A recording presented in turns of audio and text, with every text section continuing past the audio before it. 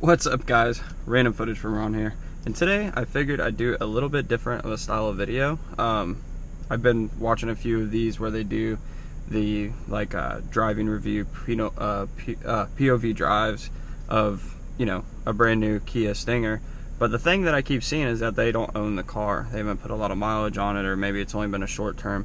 So I figured I would do one as an actual owner that's had the car for about 2 to 3 months now. I put let's see, I skipped the option. I have put on 2,200 miles, so I feel like that's a pretty good trial of just daily driving and stuff. So let's go ahead and get out of the car and just do a quick walk around and talk about some of my favorite features and the designs and stuff, and then we'll get back in and start the drive. So you can see, pretty easy to get out of. The seat normally it does slide back and forth when you shut the car up, but with the car on it's not going to move for the comfort. So this is a 2022 Kia Stinger GT2. It's a twin turbo 3.3 V6 in rear wheel drive. So I do not have the all-wheel drive model. I prefer not to have it. As you can see from outside, it's actually a really good looking car. It has the nice wheels. You have the big Brembo brakes with the big spokes in the wheels. You can actually see them. It has the lift back trunk, which I really like. I'll go ahead and pop it open. You can see how big it is. Got some weird animals making noises in the woods. So you can see I use it all the time. But what's super cool is you can fold the seats down and you have plenty of room. I mean, I fit my GTR bumper in it in one of the previous videos. I fit my golf clubs in here with the seats up. I fit, boots and all that kind of, I feel like I could do like a whole camping trip out of the back of this before you even fold down the seats. Super cool. It also has the auto, so by a push of a button it closes itself, which is super cool. I love the taillight across. You also have the quad tip exhaust, which is I don't know, if you're just standing back here, it's just such a cool, nice looking car from behind. It does have valves, so the outer two, when you put it in sport mode, opens up the valves. It does change the tone a little bit, not really drastic at idle, but it does make a difference. It does have functioning vents, which is also a really cool design feature on a car in this price range. With everything it has, it's just something that's unseen. So you have the big open grille, plenty of air into the intercooler and the radiator and everything. You also have brake duct vents. So you have the the in ones where you can see, and you also have the vents that come out. So you're getting air in and out, which helps with brake cooling and everything else. You also have plenty of room in the rear seats. If I don't let go of the door, which is crazy. Some people have said that the Genesis version of this car doesn't have as much room. I feel like this has plenty of room. We'll go ahead and hop in. So I am about 5'11". This is where I would sit super comfortably. You can see I still have plenty of room for my knees and my feet. So you can close the door. You also have window controls and heated seats in the rear. And another cool feature you have for this that some people don't really know how to use is the AC for the rear. You can shut it off, or you actually turn it up, and that makes the actual fan speed higher, or you can turn it down and you can have heat and everything else. So you have that. You also have your normal cigarette lighter, 12 volt. You also have standard USB, which lights up. This is pretty cool. You also have center cup holders. Super comfortable. I feel like I'm in a luxury car back here. If I was being driven around in this, I would not be upset. Everything's also in good range, which we'll also see up in the driver's seat. So let's go ahead and hop out. Sorry about my little mess. This is my towel for my seat when I'm done with working, and the sunshade, of course. Got to keep the seats protected. So let's go ahead and hop out, and let's open up the hood and get a peek under there. You can see, no issues getting out. Sorry, the car's gonna be mad because I have it running, but it also is 100 degrees outside in Florida. That's why we're in the one shady spot I could find. And it's dirty. Again, daily driver. So this is under the engine bay. You have the big V6 3.3 twin turboed. I mean, the turbos are about that big, but that's how it is. This car's 100% stock. I have not done any mods to it yet, and I probably am not going to unless I start getting a bunch more views and people start asking me to do mods. So let's go ahead and close that. We'll do one more walk around the passenger side, and we'll hop in and start our drive. So I do like the new Kia badge. That's something I'll say. I also like how the front sensors and stuff are integrated, and it makes it match the grill. So say if you stand, you know, 15 feet away, you can't really see it. That's a cool feature. It's something like a lot of modern cars do, but it is cool nonetheless. I also like the double headlight design. I feel like that is really cool. Just looks good. Such a good looking car. The like nice dark chrome finishes. Go ahead and walk around the back one more time. The only thing that's like weird to me are these. I mean, I know that there's like rules for reflectors, so that's probably why they're done. I might eventually like tint them like a little darker, but it's really not bad. I mean, it like almost like looks a little cool. I don't know, it's weird. So all right, that's the back. So let's go ahead and hop in. We'll talk about a couple of the features and we'll turn around and go for our short little drive. Again, super easy to get in and out of. So now we're in it. So just some of like the key features. You do have like Apple CarPlay or phone projection, which is Apple CarPlay, and Android Auto. You also have the navigation. Touchscreen is super nice. Like there's no delays. It's, I mean, it's as responsive as like say your like smartphone touchscreen and stuff. You have a bunch of settings in here too. Let's go to, I still like haven't learned all of it. So you have like the vehicle settings, navigation, device connection. You also have user profile, which is really cool. It's something like you see like fancier cars do a lot. So when my wife drives this, her name pops up, she can select it. It puts the seat to where she likes. She's like 4'11", I'm 5'11", so there's a big difference there. And then when I get in, I can hit, you know, my profile, and it puts the seat to exactly how I like it with some of the presets that I like. You also have the heads-up display, which is super nice. It actually displays a lot on there. You have like the speed, the smart cruise control, blind spot monitoring. When the songs change, it pops up on there, which I really like. You also have like the nice digital dash, where if you put the turn signal on, you get outside views of the car, which I think is really cool. You have basically some like, you know, temperature gauge, pounds feet of torque gauge, and PSI for the boost. You know, when you rev up, you'll see some of it go up and down. Fuel mileage, you have your accumulated info, which I've just left since I bought the car. Sense refueling, which automatically resets, which is pretty cool, so you can keep track of how much you get per tank. And then, you know, the current drive, which is pretty low because we've just been sitting in a parking lot. And then, you know, basic, I guess, compass, your attention level, which I've spoke about this a little bit in some of my other videos, but I'll go ahead and throw it in this just in case this is the only video you're going to watch and you want to own a review. This is hit or miss. I feel like if you live out in the country, it might get a little bit more annoying than if you live in like a place where like the roads are like really nice and like marked super good, not, you know, super twisty. It does get annoying in some places. Other places it never bothers me, and if it does get annoying, you just hit reset and it leaves you alone for a while. Then you also have like the speedometer and then tire pressure, but I keep it on the gauges. You also have let's see, everything is like, let's talk about the buttons and stuff. Some people say they didn't really like all the buttons. I'm a big fan of buttons. I like to feel, I like the volume knob, the tuning knob. You have like quick like places, like so you can click maps, you get to your maps really quick. You have navigation, so you can put addresses, key dealerships, and a whole bunch of other stuff. I've never really messed with it, so I don't know much about it. I use my Apple CarPlay. You also have like a favorites button, so you can come through and like you know, you can pick. You have the favorites button on the steering wheel, you can set what that is, and you also have the favorite button here, so you can set what that's for. And then radio and media and setup. So that makes it a little bit easier and a little bit more user-friendly, which I like, rather than going through the screen and clicking each button. Also, all buttons for AC controls, which is nice, but you also have it on the screen up here somewhere too. Yeah, climate, where you can control everything on there. So. And it also has like some of the cool things: auto dehumidify, smart ventilation, auto defog, and it like some of it activates when you use a windshield washer, so that's pretty cool. We'll go back to the maps for now. We also have like in the center consoles your heated seats and stuff. All these buttons, like I said, are in like a super like friendly place. I feel like this is like some cars you get in and everything's like uncomfortable. You have nowhere to put your arms. Everything's just out of reach. This car, screen's in reach. Buttons are all in reach when you're just sitting comfortably. All the door controls are also in reach, and all the buttons over here.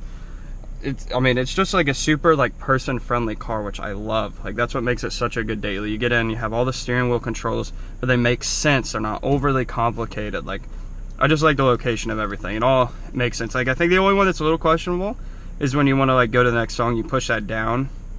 I don't know, maybe I would think it's like up for next song. I don't know. You also have paddle shifters for the 8-speed auto transmission that's in this, which I really like. We'll do like a little manual swapping when we're driving. I'll go ahead and like start us driving now. You have quite a few driving modes, which is pretty cool in this car. So you have, let's see, we can pull it up. You have Smart, Eco, Comfort, Sport, and Custom. Under Custom, you can kind of pick different things for the engine and the suspension and the steering. I normally put it in Smart mode though. So the Smart mode automatically adjusts between Comfort, Eco, and Sport. So if I want to get on it, it goes right to Sport and it's super responsive. And then when I let off and start driving normal again, it'll either go to the Comfort or the Eco when you know you're just cruising down the highway. I really like that. It's super adaptive. I haven't had like no issues. It's like super responsive with the mode that you want to change it to. I have no complaints about it. You know, some people like driving in Sport. I do not. The car gets like, you know, it's just too sporty when you're in Sport and you're just trying to drive it. I do like, the only thing I do like about the Sport mode though, when it's on Sport, is the exhaust stays open and the bolsters around the seat, the side bolsters and the lower ones a little bit, they kind of wrap around you almost like a racing seat, which is really nice. So yeah, this car also has the Harman Kardon sound system. I think it's something ridiculous, like 13 or 15 speakers. I don't know. Don't quote me on that one. Some of the facts I do know, some I do not. So, but there is a retarded amount of speakers in this car, and it's really nice. Like when you have your music going, like, you know, you can hear it. There's no issues. And that actually leads to my next thing. One of my only complaints about this car, which you'll see on pretty much every review, is you have a little bit of like interior noise. There's like a noise up here somewhere. When I have my sunroof closed, I don't get it as much, but when I open the sunroof, you hear a little rattle. You turn the music up to like 5. I mean, it's that low. You can't hear it anymore, so you have no complaints. So we'll go ahead and pull out, and I'll get on it for a second. Again, in Smart mode, so it'll automatically go to Sport. So, yeah, as you can see, it's pretty aggressive with acceleration. That was, you know, 30 to, you know, the speed limit, which is pretty nice. Again, the paddle shifters, you can see, super responsive. That's third, second, third, fourth, fifth, sixth, blah, blah, blah. That's pretty nice. And then just to get it out, you just tap the drive, which I like that as a feature. I do kind of wish you had, you know, the shifter in the center, like, so you could tap that to shift gears, just maybe because I'm a manual driver. That's the location I want it on. Plus when you're like, you know, getting on it and you're turning, like you're having to hit the paddles mid-turn, which is a little annoying. You know, some of the times where I've been, let's say, driving spiritedly and maybe, you know, the rear end is not in line with the car, I do feel like sometimes I accidentally hit the paddles, and which causes the car to like grip right up, and it does kind of sling you a little bit aggressively. Again, it's a modern car, so it has all the protections to kind of like not let you sling it all over the place. I get that. I don't, you know, I knew what I was buying when I bought this. You also have a fun feature in this car, launch control. I don't know if we'll be able to use it for a few minutes. I mean, I could pull over and wait. Basically, you just put the car in Sport mode, you hold the traction button for a few seconds for traction and stability control, lets off, brake and gas, and this thing takes off like a rocket. I mean, like a rocket. Your stomach drops, your stomach goes up to your throat, the whole roller coaster feel, whatever you want to say. I like it. I'm a big fan of it. It seems to like know what it wants. I mean, you can launch it in the rain, it'll spin a little, but it knows when it's in launch control that its goal is to get traction. Now, if you want to spin the tires and blah, blah, blah when it's wet out, you just put it to, like, I would say comfort mode, and then you can hold the brake and gas and it won't just go to launch control. So that's something I've figured out. When you go to comfort mode, you can do a little bit more of the burnouts. When you're in Sport mode, it's wanting to go. I get that. I'm just trying to think of some of the other features of the car that have just been like super helpful. I mean, I would just say some of like the lane assist and stuff, if you're into that, would be super helpful.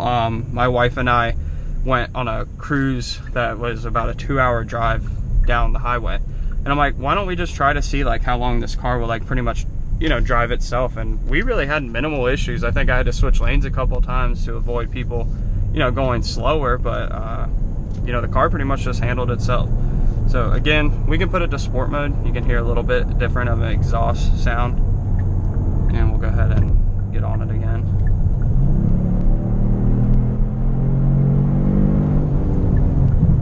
You can see that it holds the gears a little longer, so that way the car's, you know, readier to go, rather than being in Sport or in Smart mode, where it would just go back to the you know, higher gears and calm down a little. But yeah, you could see the styling on the inside is also like I think like very nice, you know, like when we were saying outside the car, just looks good. I mean, everything is like super, I don't know, like luxury sports car, which, you know, you wouldn't think you would get from a Kia, you know, and that's just one of those things. This car is like a surprise car from Kia. Not a lot of people know about it. They don't really sell that well. You know, like the people who know about them pretty much buy them, because for what you're getting, the value, you know, and the cost and stuff, you get a lot for, you know, what you pay for with this car. Unlike where maybe if you wanted to get a Mercedes or a BMW with this many features, you're probably paying twice as much for brand new, if not a little bit more. And I mean, I'm talking performance and everything. This has 368 foot-pounds of torque and somewhere around, I think, 368 horsepower, 370 foot-pounds of torque. The numbers are pretty close to that. And the car uses it. The car's, I mean, really quick. I think they, like, quarter mile is somewhere in like the 12s, which, I mean, if you think about it compared to what cars used to be, that's pretty quick. I mean, you're talking like muscle car quick and supercar quick. Now, obviously, all those cars are in like the 8 to 9 seconds, but for me, this car is plenty fast. I haven't had any complaints. I don't ever feel like it's missing anything. Some people might. I haven't had that issue. And as you can see, we've had no music on this whole entire time. Yeah, I've been talking, but you haven't really heard any interior rattles. Some of the people that have like the, let's say, the trunk rattling and stuff, that was kind of fixed after, I think, the year 2019. So this is a 2022, so it doesn't really have those issues. Not that have annoyed me at all. You also have the auto start, which is pretty cool. So we go ahead and turn it on. It's probably not going to shut off here.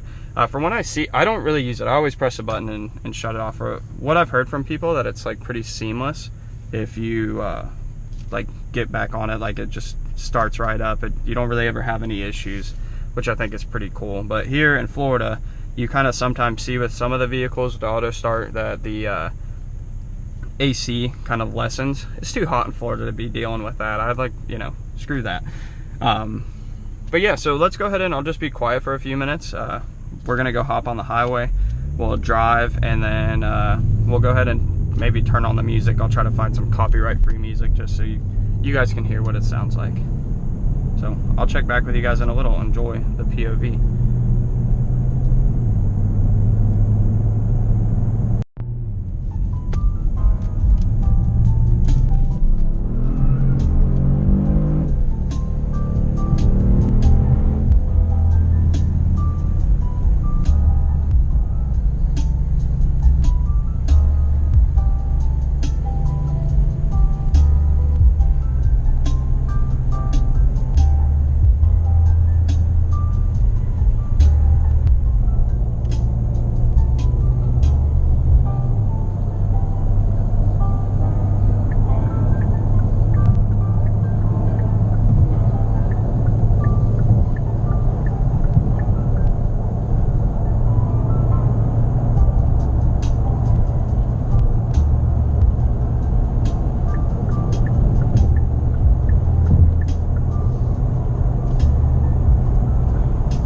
As you can see, this is about 80 miles per hour. Trying to get like a little bit of like the performance driving so you guys can just see what the car's like to drive.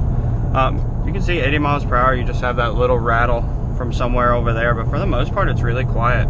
I also do have some music playing through the sound system. It's copyright free, just some like chill type music. So it's, you know, might not be what you like, but I figured it would be at least enough so you guys can hear what the sound system is like. I'll go ahead and just kind of turn it up so you can hear that.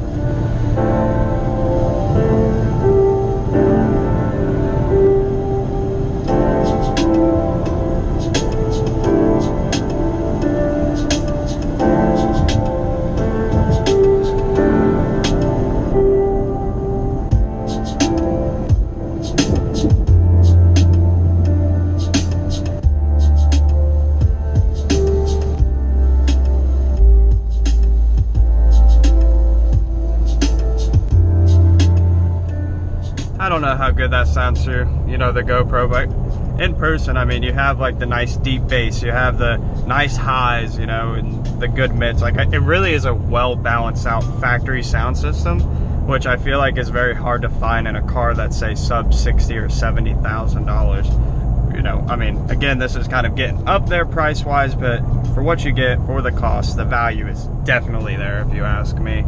I'm also just chilling. I have the AC, let's say, on the lightest setting. It is 95, 94 degrees outside, and I'm pretty comfortable. I do have the AC seat on medium.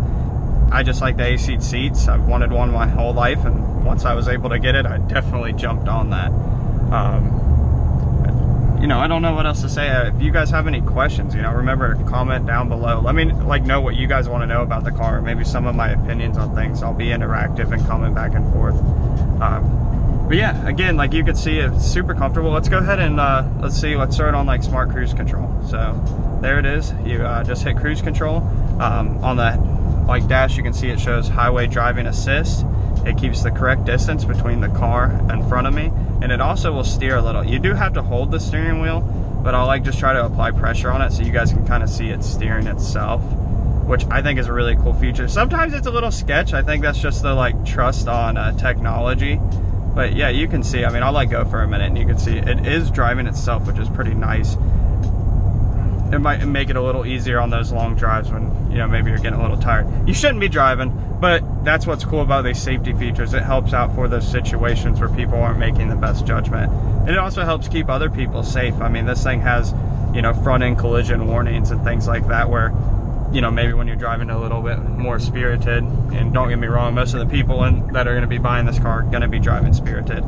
It does kind of like, you know, it gets a little annoying, but it's also, if you think about maybe somebody who isn't like a really experienced driver or somebody just who isn't paying attention, this car is going to save you from accidents. I mean, it like, you know, it'll pre-brake and everything, which is cool. Like, it's just cool features. Like, I feel like you could put like a young driver in this car, and maybe the 4-cylinder version of this car, you could put a young driver in this. I feel like it would keep them relatively safe. You know, I mean, it helps, you know, keep you in the lane. If you put all of the driving assist on, I mean, it's like kind of hard to mess up. You almost have to like try to purposely mess up, which I think is a cool thing. Again, I haven't drove a lot of modern cars, so maybe that's just something you're seeing as a standard now, but I'm just saying Kia does it very, very well.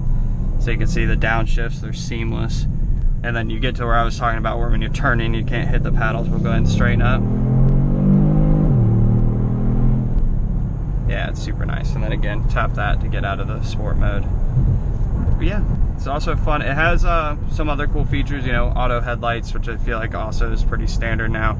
Also has the auto windshield wipers, which I feel like they work pretty good. And another cool feature about the auto windshield wipers on this car that I've seen versus like, say, you know, I don't know, my truck, what also has auto. If you can put it in auto, and then you can adjust, like, I guess you're maybe adjusting the sensitivity of it, which I think is pretty cool. Like, I feel like sometimes you'll see auto, like, windshield wipers get really annoying.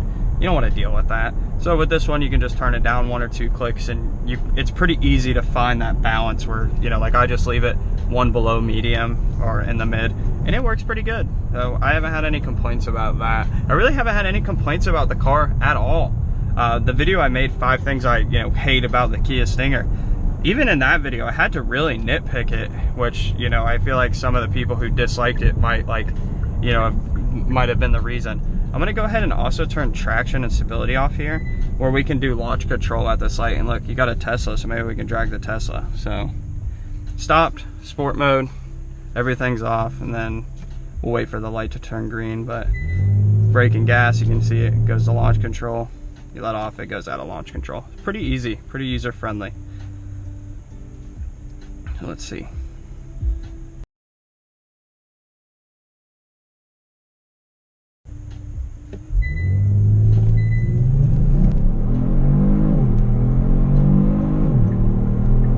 And that's way over 60.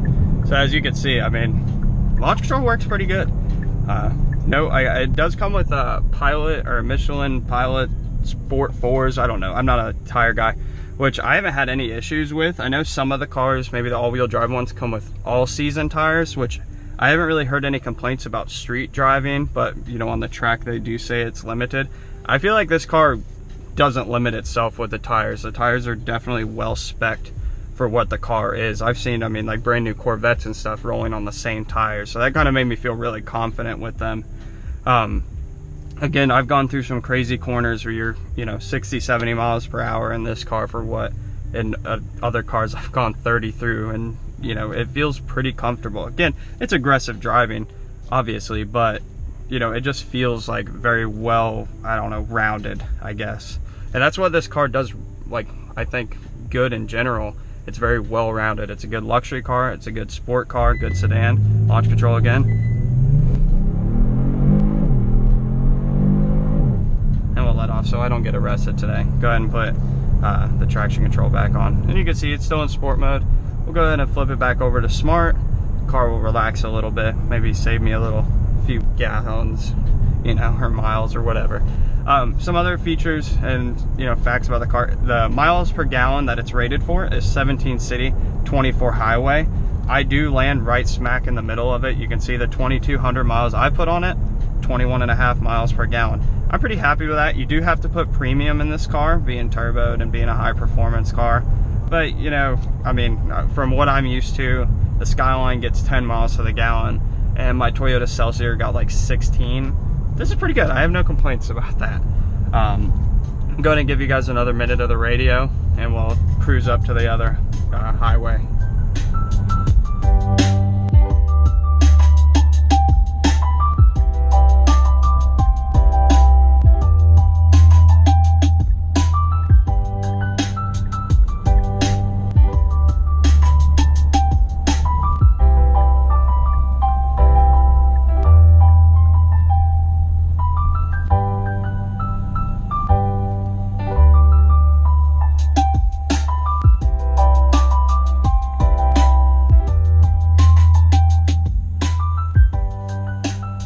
And this is only turned on about 50 to 60%. It goes all the way up to 45, but I figured that the GoPro wouldn't be able to pick it up that loud.